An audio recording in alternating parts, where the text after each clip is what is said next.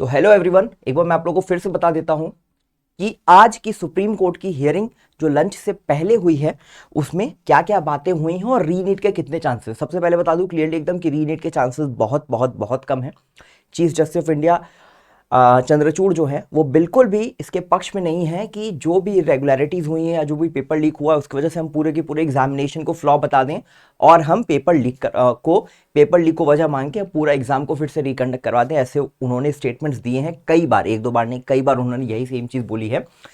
अब इसके लिए जो पिटिशनर्स हैं उनको रिप्रेजेंट कर रहे हैं एडवोकेट हुडा। तो एडवोकेट हुडा ने बताया कि अलग अलग सेंटर्स पे हर सेंटर्स की अपनी अलग कहानी है, वहाँ पे हर अलग अलग तरह की इरेगुलरिटीज़ हुई है, फ्लॉज हुए हैं और उन्होंने इसको बोला है सिस्टेमिक फेलियर, कि ये एनटीए का सिस्टेमिक फेलियर दिखा रहा है कि एनटीए जो है वो ढंग से एग्जाम को कंडक्ट नहीं करवाया है और पेपर लीक को इससे उन्होंने जोड़ने की कोशिश की है। अब एडवोकेट ने इतनी बातें रखी चीफ जस्टिस के सामने, फिर चीफ जस्टिस ने यही बोला कि हम इसको पेपर लीक से नहीं जोड़ सकते क्योंकि आपने कोई सर्कमस्टेंशियल एविडेंस प्रूफ नहीं किया कोर्ट के सामने। हाँ, ये इरेगुलरिटीज हैं, फ्लॉज हैं, जिसके लिए एनटीए को क्या करना होगा, एनटीए को अपने प्रोसीजर्स को, एसओपीज को सही करना होगा, टाइटन अप करना होगा, लेकिन इसकी वजह से हम पूरे के पूरे एग्जामिनेशन को फिर से रिकंडक्ट नहीं करवा सकते, ये डिसीजन नहीं दे सकते, ऐसा चीफ जस्टिस ऑफ इंडिया ने कहा है। तो मिला जुला के बात यही है कि रीनीट के चांसेस बहुत बहुत कम है। आप यही समझ लो पोस्ट लंच फिर से इस पे हियरिंग जो है वो आगे चलेगी। 5 मिनट का टाइम इन्होंने बोला है कि एडवोकेट हुडा को दिया जाएगा, 10 मिनट का टाइम मतलब कुल मिला जुला के उनके पास रहेगा वो अपने पूरे मैटर को कंक्लूड करने के लिए।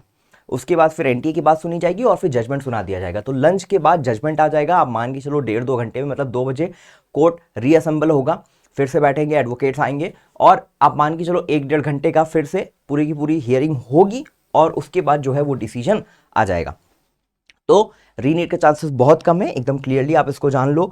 और जो भी एडवोकेट हुडा ने जो बातें रखी, चाहे सीकर के सेंटर को लेकर, कोटा के सेंटर को लेकर, कि सीकर के सेंटर में क्या हुआ है कि more than 7 students have scored 720 above 700 या 600 स्टूडेंट्स 600 मार्क्स पे 250 से ज़्यादा बच्चे हैं।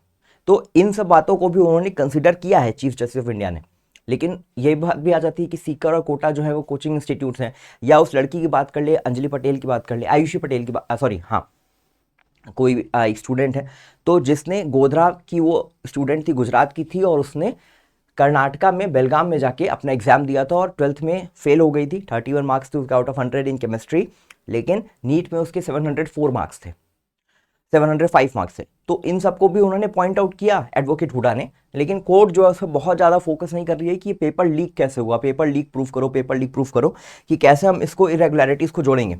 एडवोकेट हुडा ने एक बहुत अच्छी बात उसमें और ये भी बोली कि एनटीए के पास कोई ऐसा मैकेनिज्म नहीं है कि अगर मैं चाहूँ, जब हम भी अपना नीट का फॉर्म फिल करते थे, आपने भी नीट का फॉर्म फिल किया है, तो हम अपना एड्रेस कुछ भी डाल सकते हैं। 2 एड्रेस होता है, एक परमानेंट और एक रेसिडेंशियल।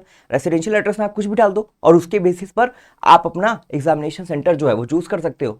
तो इसके बारे में भी उन्होंने पॉइंट आउट किया कि ऐसा कोई मैकेनिज्म नहीं है एनटीए के पास, कोई स्टूडेंट कहीं का भी हो वो किसी भी जगह का सेंटर जो है, सेंटर सिटी, ठीक है, सिटी ऑप्ट कर सकता है।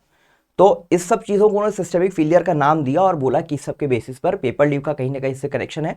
लेकिन सुप्रीम कोर्ट इसको मानने को तैयार नहीं है और रीनीट के चांसेस जो है वो बहुत कम है।